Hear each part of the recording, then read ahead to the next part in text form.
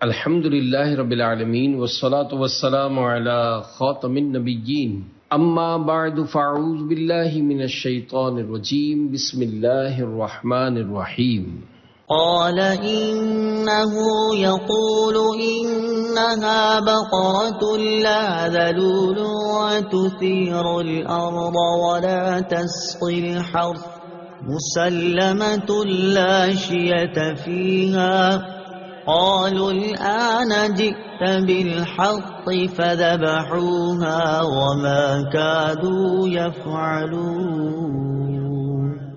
ترجمہ، موسیٰ نے فرمایا اللہ فرماتا ہے کہ وہ ایک ایسی گائے ہے جس سے یہ خدمت نہیں لی جاتی کہ وہ زمین میں ہل چلائے، اور نہ وہ کھیتی کو پانی دیتی ہے، بالکل بے عیب ہے، اس میں کوئی داغ نہیں۔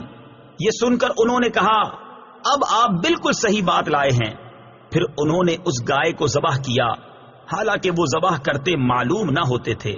وما کادوا یفعلون، اور وہ ذبح کرتے معلوم نہ ہوتے تھے۔ تفسیر صراط الجنان میں ہے، بنی اسرائیل کے مسلسل سوالات اور اپنی رسوائی کے اندیشہ اور گائے کی گرانی قیمت سے یہ ظاہر ہوتا تھا کہ وہ ذبح کرنے کا قصد نہیں رکھتے، مگر جب ان کے سوالات شافی جوابوں سے ختم کر دیے گئے تو انہیں ذبح کرنا ہی پڑا۔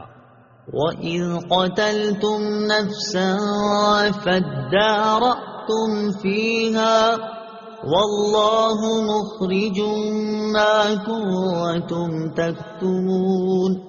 ترجمہ، اور یاد کرو جب تم نے ایک شخص کو قتل کر دیا، پھر اس کا الزام کسی دوسرے پر ڈالنے لگے، حالانکہ اللہ ظاہر کرنے والا تھا اس کو جسے تم چھپا رہے تھے۔ وَإِذْ قَتَلْتُمْ، اور جب تم نے قتل کیا۔ تفسیر صراط الجنان میں ہے، یہاں اسی پہلے قتل کا بیان ہے جس کا اوپر واقعہ گزرا۔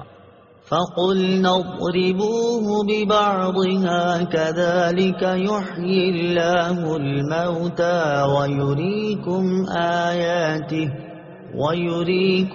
آيَاتِهِ لَعَلَّكُمْ تَعْقِلُونَ۔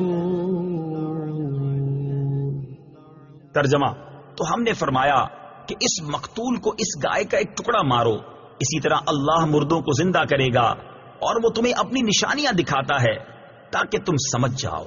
فقلنا، تو ہم نے فرمایا۔ تفسیر صراط الجنان میں ہے، بنی اسرائیل نے گائے ذبح کر کے اس کے کسی عضو سے مردے کو مارا، وہ بحکم الہی زندہ ہو گیا، اس کے حلق سے خون کا فوارہ جاری تھا۔ اس نے اپنے چچا زاد بھائی کے بارے میں بتایا کہ اس نے مجھے قتل کیا، اب اس کو بھی اقرار کرنا پڑا، اور حضرت موسیٰ علیہ السلام نے اس پر قصاص کا حکم فرمایا۔